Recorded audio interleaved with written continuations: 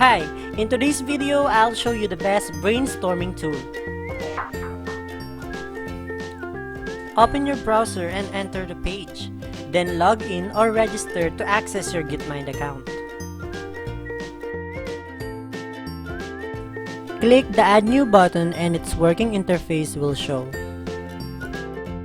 Double-click the main theme to enter the topic.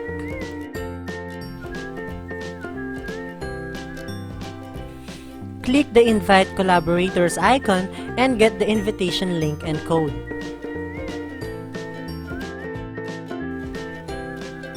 Click the Copy Link button and share it to your groupmates.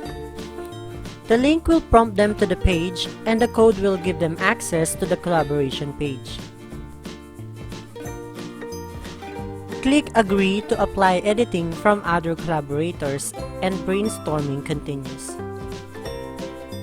Once brainstorming is done, click on the Export option to save the file as an image in PNG format, JPG format, or text format. That's all for today. Thank you for watching!